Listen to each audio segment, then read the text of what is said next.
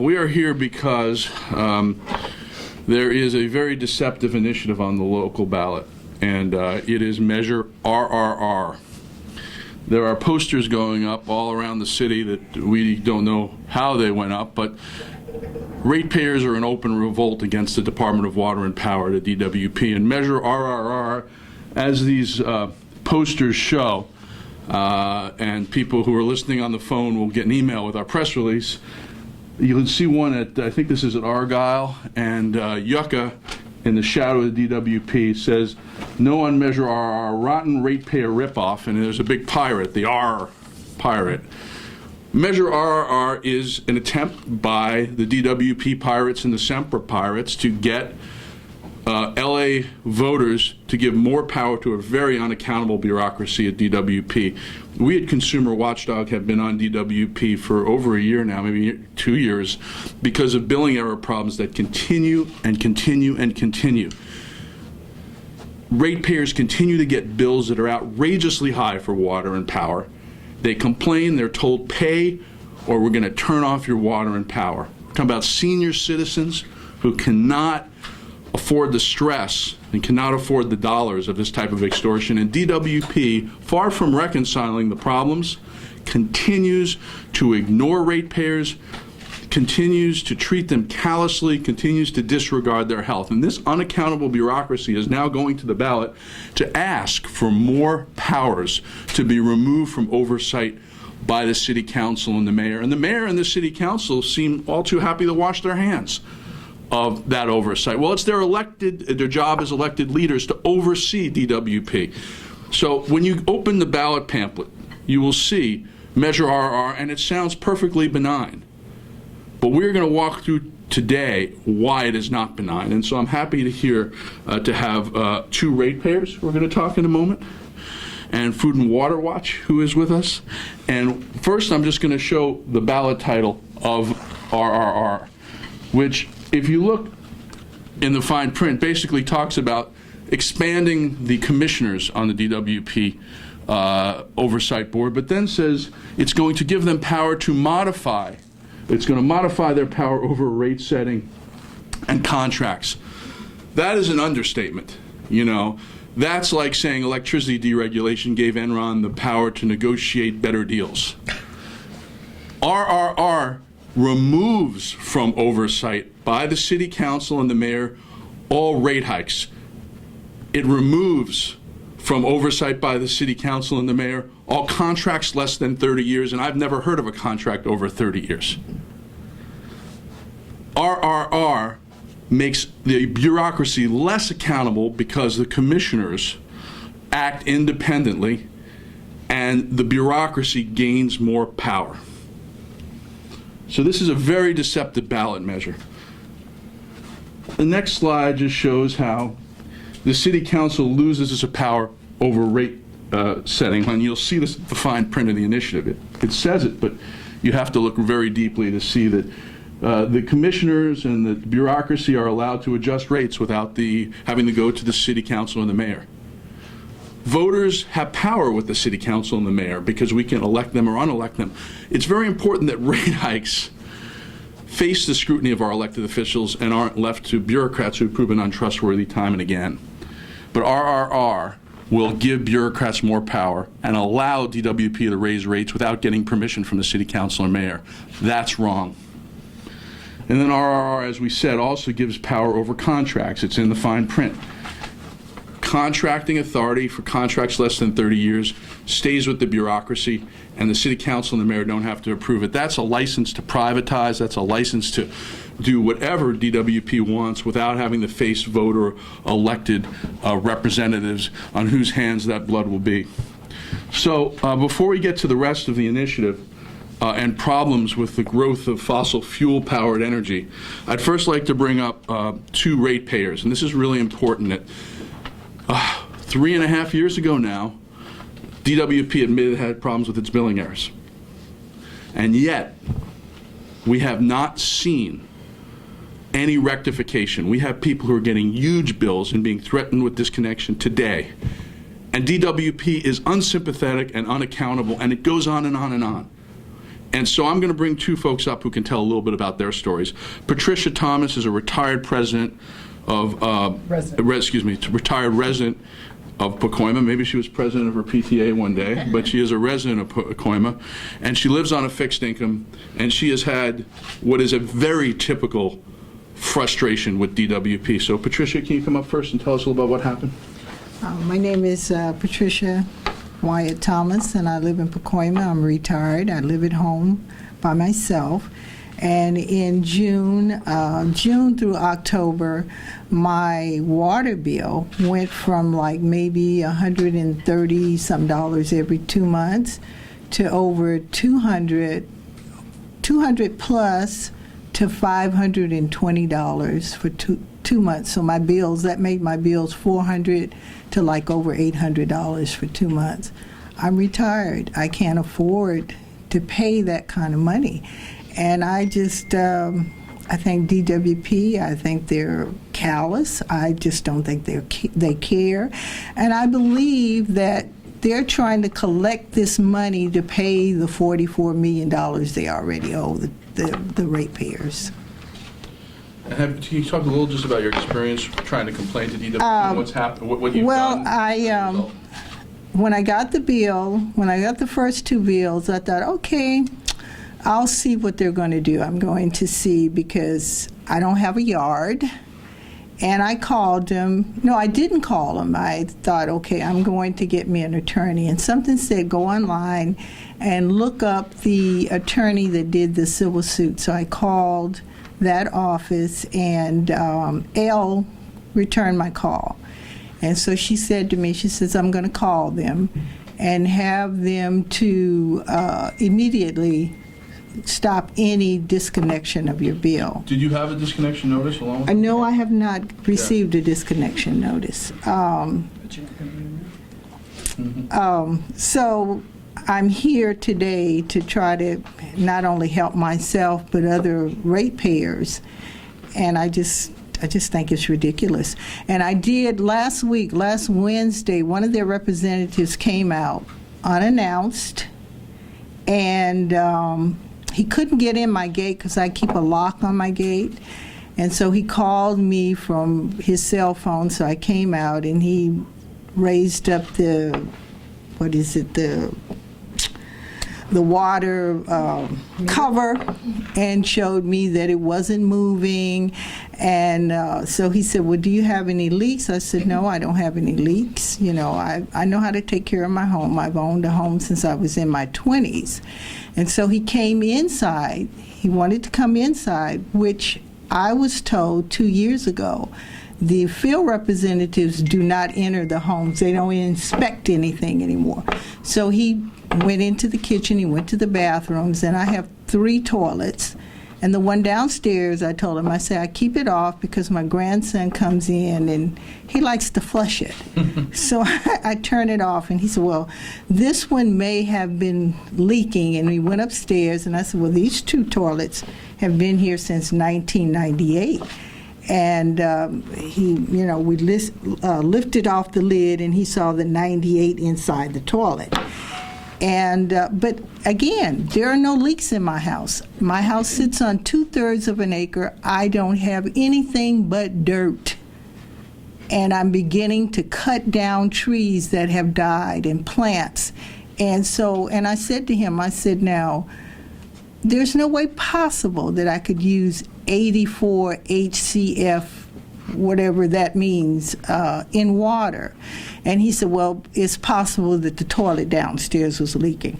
I didn't say anything to him, and I said to him, I said, you know what? I said, DWP is no better than Wells Fargo, and something needs to be done to you. Thank you. Perfect. I would say leaky toilets for the past 2.5 years have been the excuse for why ratepayers get bills literally sometimes as high as $70,000 in senior citizens in their homes. These are cases documented time and again, and yet every time a ratepayer says their rates have doubled, and that's what we're talking about, is a doubling of the tripling of the water rate. Every time a rate says something doesn't make sense, it's a leaky toilet that's fault. I think we have 2 million leaky toilets in the city, and that's the problem with our water and power. It's not DWP. But if Measure RRR passes, if we don't flush Measure RRR down the drain, and it passes, the problem with DWP is going to be boiled down to leaky toilets, not problematic billing and bureaucracy. So I think Sandy Frasca, F-R-A-S-C-A, who's a Chatsworth resident, is going to come up and talk about a similar situation. Yes, I've had problems with DWP since 2014. In December of 2014, I received a bill over $2,000. When I called, they said if I didn't pay it, my electricity was going to be turned off. We're talking about Christmas. I'm having family come over, and I ended up having to go to the bank, take money out of savings in order to pay that bill so that there would be no problem with the holidays with people coming. And then I didn't get a bill for a while because they ended up starting to credit me. I did get maybe 1 or 2 bills after that for a couple of $100s, and it didn't seem to be a problem after that, but I didn't know what was going on. This year, in June, I got a bill for over $2,000 again. And I went to DWP, and they said I hadn't paid for some time, and I said, then I haven't received a bill. Our credit is excellent. We pay our bills. So I paid a portion of it. The next day, after receiving a bill for over $2,000, I thought I was getting something that showed I had paid some of it. Instead, I got a bill for over $8,000, saying I was so much in arrears that they were really going to turn my electricity and water off. There are only 2 of us in this house, and I'm not even there during the day, and neither was my husband at that time. And given the circumstances, they have done nothing about it. One person called, but that was probably 30 to 50 days after I started the complaint, and I still haven't heard back from them at all. Thank you, Sandy. And I can tell you the only reason Sandy and Patricia aren't facing more problems, not that this isn't a problem, but she has her water and power connected, is because there was a settlement in a lawsuit that goes back to billing errors in 2013, about a year and a half ago, a proposed settlement that was supposed to have delivered refunds by this summer. And so DWP has agreed that when people call a lawyer, when they find a lawyer, they have to find a lawyer, and they call, someone's going to investigate the bills. Then they send out an inspector. People who don't find lawyers do get disconnected. We've talked to many of those people too. So DWP is really unwilling to change, absent a lawyer getting in their face, and the refunds, which were $44 million in overbilling, it's actually have grown recently to $50 million in overbilling as we understand it, have not been delivered. And they're not going to be delivered for another year, even though DWP said it was going to be done and final no later than this past June, and we're not going to see any refunds to anybody until next June at very earliest. And so I think this is just a disastrous example of how the Commission and the bureaucracy don't live up to their promises and deal with fixing their problems. And the bigger problem we're facing now as we plan for energy, which is what Brenna Norton's going to be talking about from Food and Water Watch, is what type of mix of energy. So I'm going to bring up Lisa Tucker to set the stage for a little about some of the future things that DWP is going to have to deal with and how that's going to work when we don't have city council and mayoral authority to tell DWP what to do, and DWP is going to be on its own. Hi. In September, the City Council voted to have the LADWP study moving to 100% renewable energy. They want 100% clean energy in the city. The Los Angeles Department of Water and Power is already thumbing its nose at that directive instead of studying that option, they're studying an option that includes more than 1/3 of our power to continue to come from natural gas. And that is a mistake, and it's also something that there will be very little control over if RRR goes through. So what I want to tell you is that we should be studying how to get to the 100% renewable energy because it's clean. And one thing they don't take into account, and here's where we're following the money, because all of this is about costs. So if you pass RRR, you really kind of give them carte blanche over the kind of money they want to spend, and that money's frankly your money. So, you know, that's very important. And fossil fuel retrofits cost a lot more. Brenna's going to talk about this in more detail, than actually using these clean alternatives like solar or like battery technology that's very much coming into its own and that can be relied on to meet peaks in demand. Healthcare costs are not being considered in this plan to continue to use a lot of natural gas. Global warming emissions are not being considered in this. That would actually make all of this completely off the charts if it were looked at in a very clear-eyed and truthful manner. Lastly, we just don't need this capacity that they want to retrofit. The statistics that they've provided themselves show that the units in question at 4 different locations, El Segundo, Wilmington, Pacoima, and what's the third one? Long Beach. That those facilities that already exist and are being retrofitted are being used, some of the units, as little as 1.9% capacity. These units are simply not necessary. Our gas demand is very, very slowly decreasing according to projections by the major investor-owned utilities, and yet at the same time, we have gone from using 45% natural gas in our overall California energy mix to 60% under Jerry Brown. There's something very wrong with this. Thank you.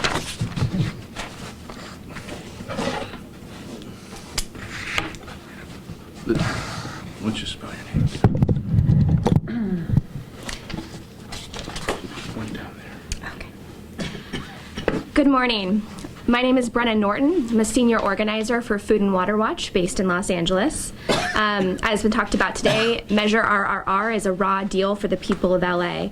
It will make DWP less accountable and transparent to the public and opens the door to privatization of the nation's largest municipal public utility.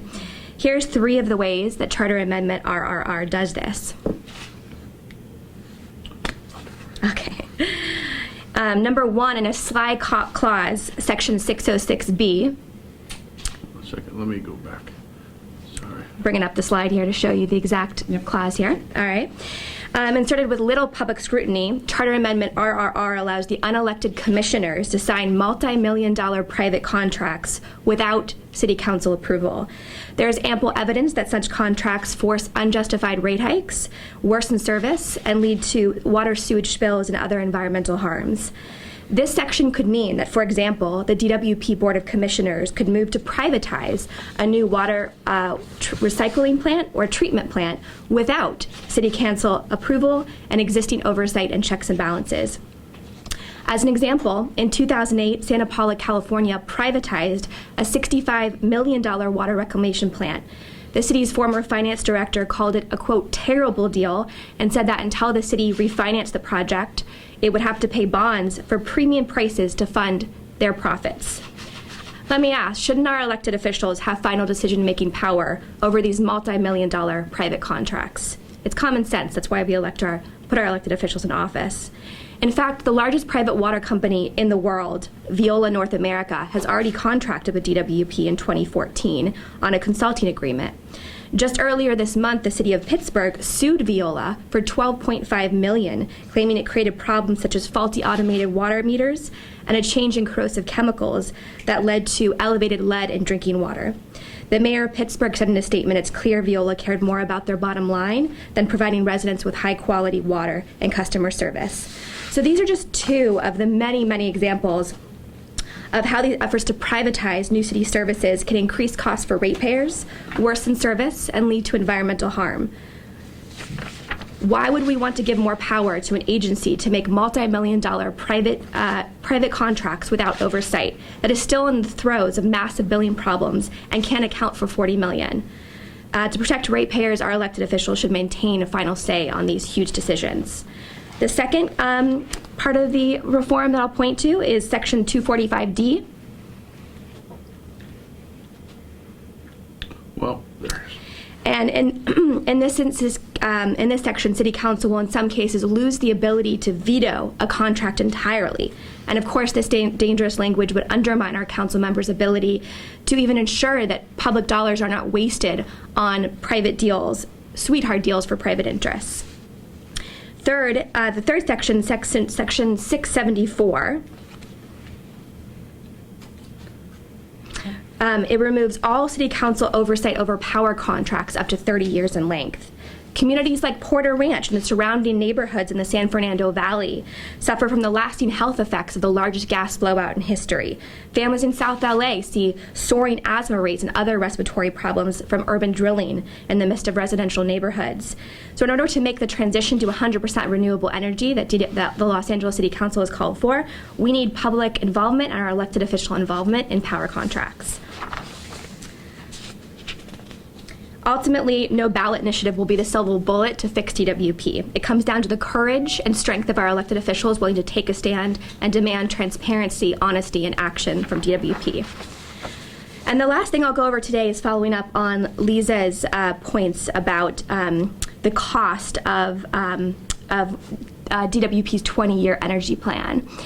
So in September, the City Council directed the DWP to develop a plan for going 100% renewable. And after initially agreeing to study a 100% renewable scenario, it now seems they will only be getting 65% at best, and is planning on heavily investing in gas-powered plants. Again, they snubbed their nose at the City Council.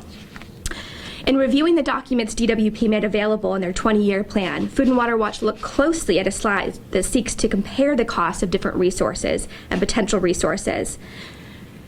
This is, can you go to the next? Oh, okay, yeah. So on the left, what you're going to see is the original DWP slide, which makes all the resources of cost seem comparable, but that is not the case.